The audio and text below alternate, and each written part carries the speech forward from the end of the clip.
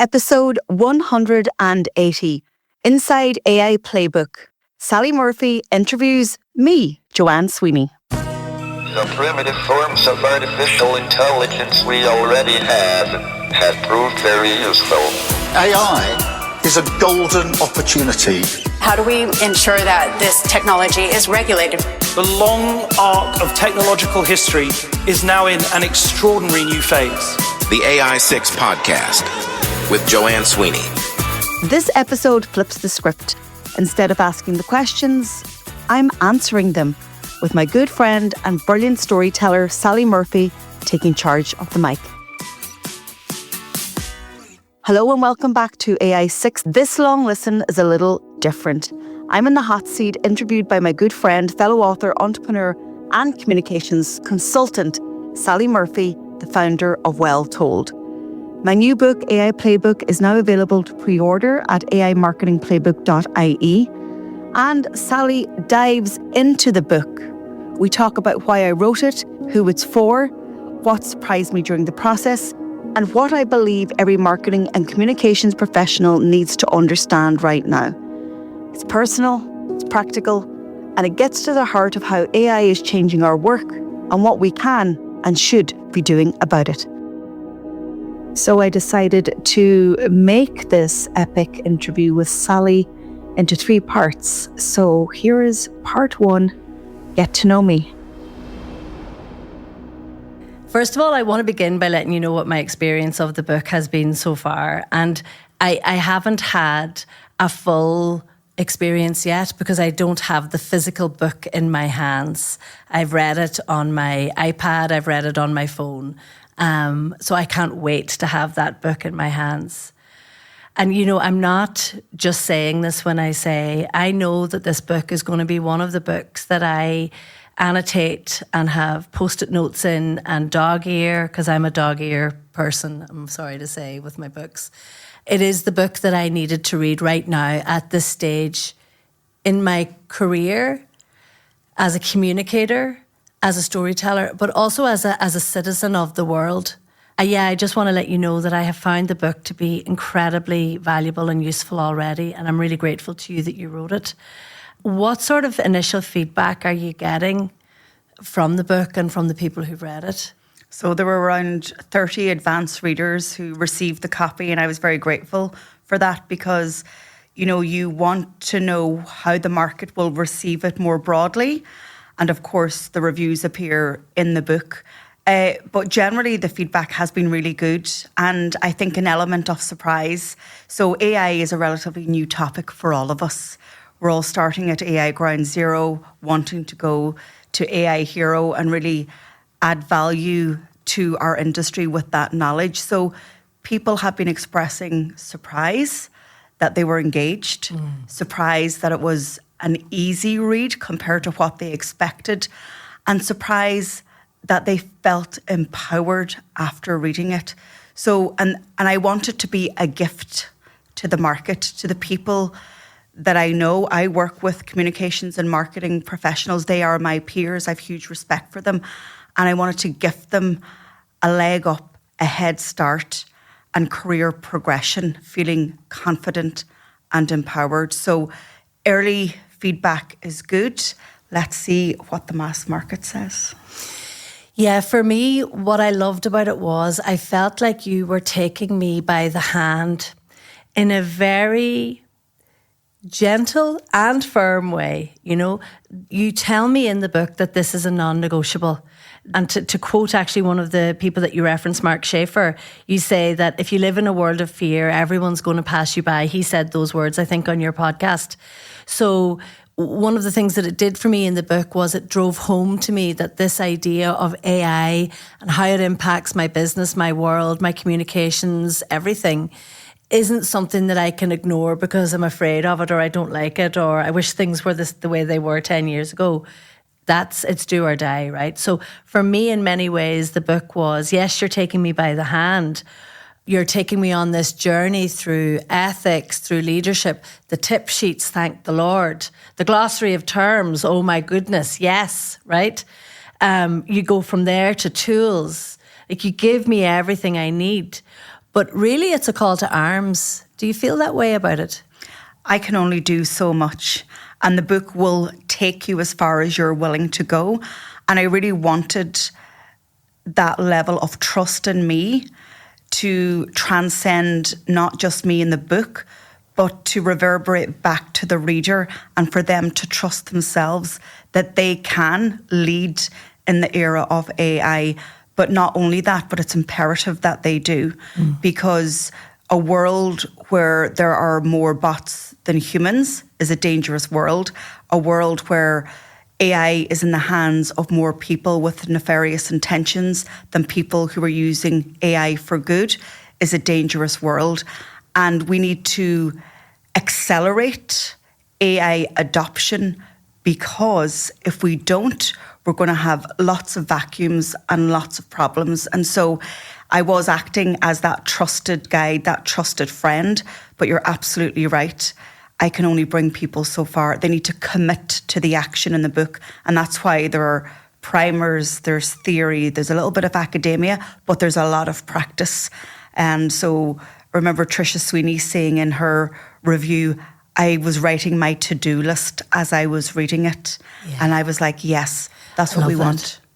I suppose what I think of when I hear you talk about that idea of trust, and trust is something that I talk about so often in my own work and with my clients, in terms of the stories that we tell to ourselves, the stories that we tell to other people, and the role of storytelling as a tool to build bridges of trust and how quickly trust can be eroded. Of course, Stephen Covey calls trust the glue, right? And everything stands on that. But we live in an era where trust is at an all-time low in many ways, and understandably so. And you talk about that in the book, deep fakes, fake news. I mean, recently I had an experience where I think it was a courier company, and they were trying really hard to get me to answer their text to let me know that I needed to pick up my parcel. And by God, I was not clicking on that link. I just won't do it. Doesn't matter who sends me a text. If there's a link attached to it, I'm not opening it. Right? So that idea of trust and how we human beings are going to be able to navigate our way through these turbulent changing times. I love the way that you address that in the book, because you're not shying away from the hard stuff in the book, are you? No, not at all. I think I had to be straight, firm, as you said, because there are two sides to every coin. And let me tell you, the AI coin, it's multifaceted, but for sure, you need to understand the risks in order to embrace the opportunity. And that's why there's a chapter called Risk versus Reward. Yeah. So let me go back a little bit to your origins. One of the things that I loved about the book so much, and one of the things that pulled me in irresistibly from the very beginning, was the fact that you open it up with your story. And so for anyone who hasn't yet read the book, or if they haven't heard you tell your story, let us know how you open your book on AI. What does the reader first learn about you when they open the pages of your fantastic new book? So I drop the reader right into a scene in the journalism classroom at the University of Galway. And the year is 2000. And I have music, obviously. The soundtrack to this book has been Pulp's Disco 2000. I've played it on Spotify endlessly as I've been writing. Because there was a moment before I wrote the book, and I was thinking about, well, where are we now? You know, that shorthand that I learned as a student journalist, that touch typing as I learned as a student journalist, it's all obsolete. Well, touch typing still has a value. And then I remembered it's 25 years since I sat in that classroom. So the reader is dropped in, and it's our touch typing class with our lecturer, and I have a snazzy blue iMac, like back in the year 2000. Like, I thought I was queen, right? Sitting there. And my buddy, Billy, who is now an editor in a national newspaper, was sitting beside me, and you have the same seats. And we were doing the touch typing, and I'm a kid oak, I'm left-handed. And I was like, I just couldn't grasp it. And I was huffing and puffing. And I said, Billy, I won't need this skill. I'm going to have assistance. Right? And Billy's chuckling at me. And then I just hear the footsteps and I feel the breath of my tutor coming over my shoulder. And he said, Miss Sweeney, journalists don't have assistants. Keep typing. And today it's 2025 and I can touch type, but I do have assistants, some human and some AI. And also at that time, I guess I was the editor of the newspaper, the student newspaper in the University of Galway, Cool Canch, which we rebranded to Student Independent News, SIN, which still remains today, 25 years on. And my daughter Sophie was 5 years old at that stage. And so there was always this battle of committing to my education and committing to motherhood. And I also partied like a great student and I had a wonderful time back there. And, you know, writing was always my outlet. It was my way to organise my thoughts, my feelings. And I would say it kept me alive on many occasions when there were dark days. And, you know, I recount the story of Sophie being by my side and being a constant.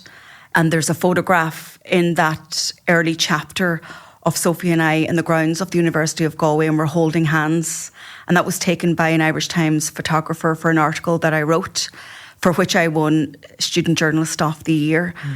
And, you know, life always comes full circle. And going to university on a bus after picking up my Leaving Cert results and knowing that this piece of paper was going to change my life and Sophie's has come true. You know, on the night of the 25th of February 1996, I met her dad in a nightclub in Donegal. We were on a night out and I was picking up my coat at the end of that night and I saw two young lads run by me and they had missed their bus home. And when I came out, Sophie's dad, Henry, was driving and he had the two lads in the car. And I said, who are these guys? What are you doing? He said, they missed their bus. I'm going to give them a lift home. In true Henry style, thinking of everyone else. And he says, jump in. Like I was going to jump in. I'd picked up my coat. But in that moment, I said, you know, I'll wait for you. I'll wait. And I waited, and unfortunately, none of the three of them came back because within 10 minutes, there was a car crash and two of them had died instantly and Garrett lived for a couple of days and my world was rocked. My life changed forever. Sophie was now down to one parent and I felt the weight of that responsibility huge on my shoulders. And so my intention to educate myself got so much deeper than before. Like I read Yeats to her, I read Shakespeare to her, home economics recipes. I mean, she thought they were nighttime stories. They were, but that was my study. And so when I brought her to the university with me and I got my place in the university, and actually when I got my place in the journalism postgrad, there were only 13 places. So I'd spent the 3 previous years working towards getting that place because writing was my outlet. And I wanted to change the world, Sally. Those 13 young journalists, we all wanted to change the world with our writing. And I'm not sure how many of us still remain in journalism, but we're all in some form of communications. And so my world has changed from journalism to now AI. So I want to just come back here and help contextualize this for people who are watching and listening. So when we meet you in the book, like you say, you use that beautiful storytelling technique in media res of bringing us right into the centre of the moment. You know, we're in the classroom with you, you know, we're touch typing. I can see the blue Mac laptop. And by the way, why did they stop making those beauties? So I can visualize all of that. But then I discovered that you have a daughter, and then in the book we see that photograph of you and Sophie, and it is a fantastic photograph. We don't know the backstory to that. So in the book we see the photograph of you and your little daughter. We don't see the pain and the devastation and the trauma that you're both carrying with you. So help me understand from a time frame perspective, Where are you from that awful night in Donegal where, in some strange twist of fate, you say, no, I'll wait. No, I'll wait, Henry, come back and get me. And you wait, and you wait, and you must have waited and waited, and at some point given up the wait and gone home, and at some point heard the devastating, life-altering news that Henry was never going to come and collect you ever again. What age were you when Henry died? So I was 18 years old and Sophie was 5 months old. My God, Joanne. Because we will all have a sense of the ricochet effect of that, a young life. For a moment, just tell me a little bit about Henry. What was he like? And do you see him in your daughter? Because I know Sophie's grown now and has achieved great things, but tell me a little bit about Henry.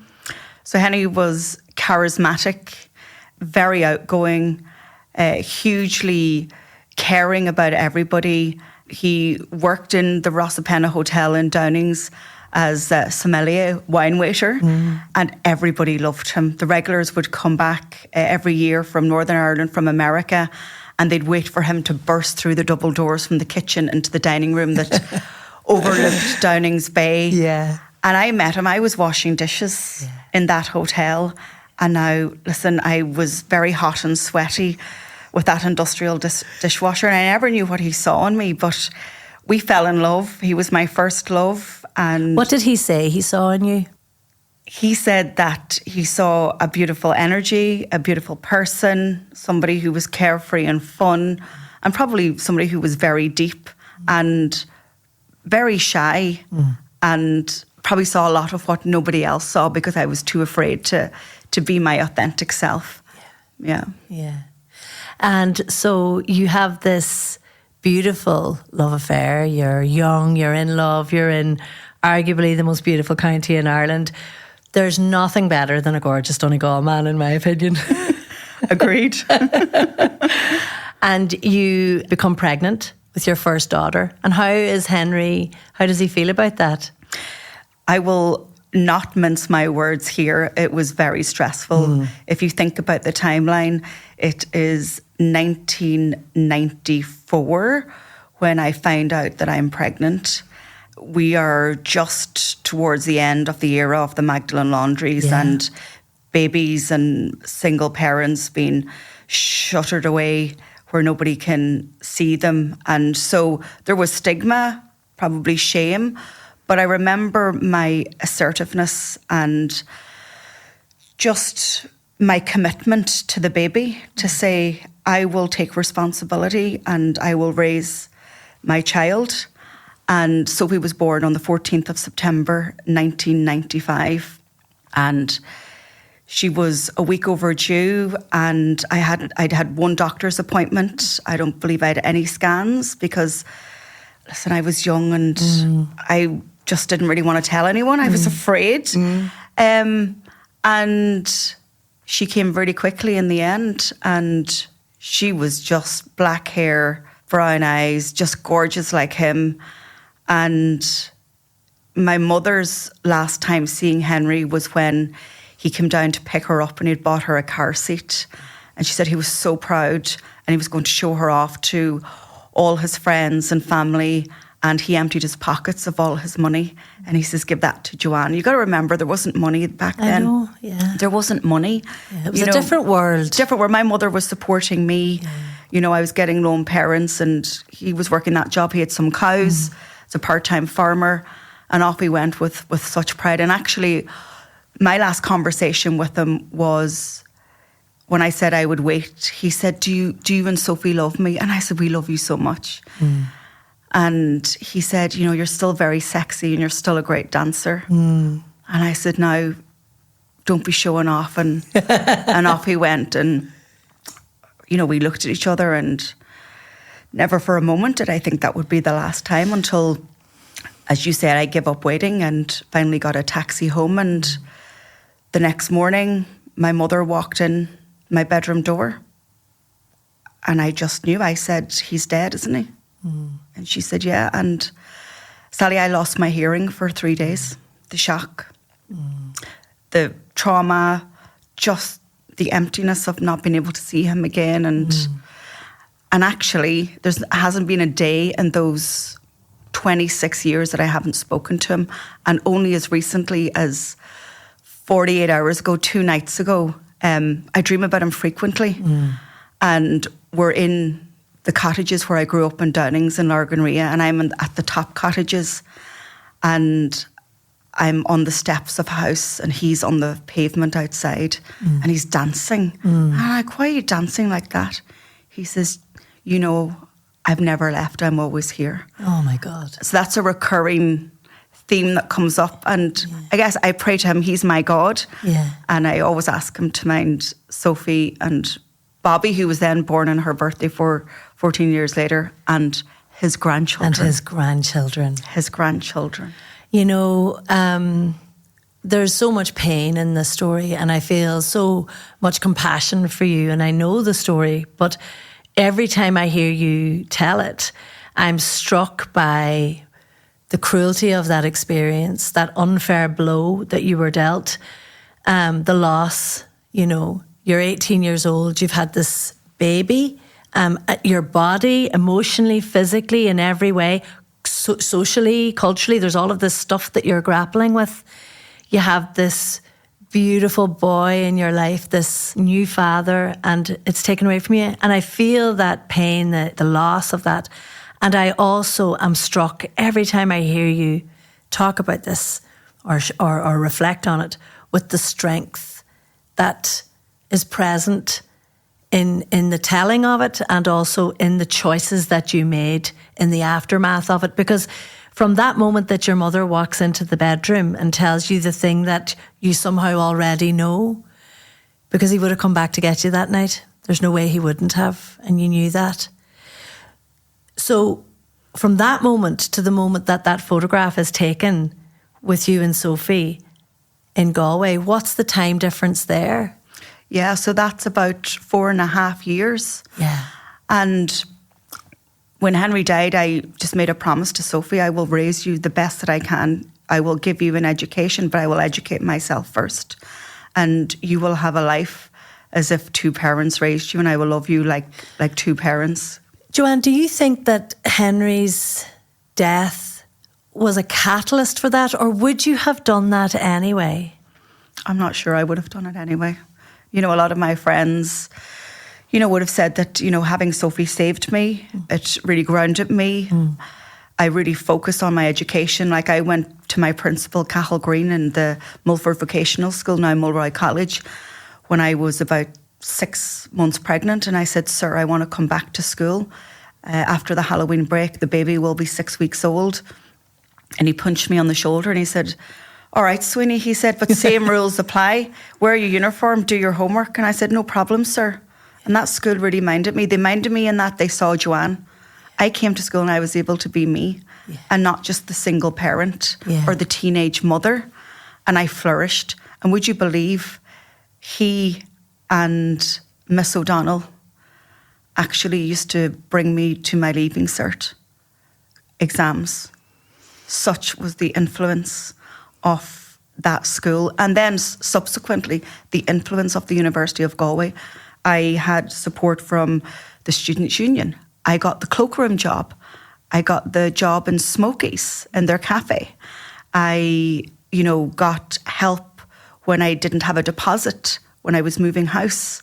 Margaret Fletcher, I always beat the door to her. She was the student counsellor. And again, she saved me on numerous occasions. So education has been such an important theme in my life that it's probably no accident that I'm an educator by trade and also a communicator.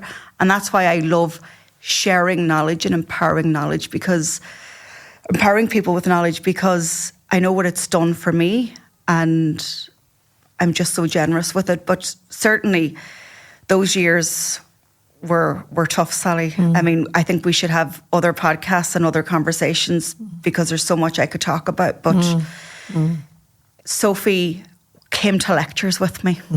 She came to that journalism classroom with me. And fast forward 25 years, and she is standing in those lecture halls in front of 500-600 students. She's a lecturer there. It's incredible. Beautiful. It's incredible. It's beautiful. And to see that full circle and to see the family unit that has been born out of that village in Donegal and the success and the legacy and of course, and I know that you feel this, and I suppose that's maybe what the dream is about, somewhere, Henry is cheering you all on, his daughter, his partner and his grandchildren.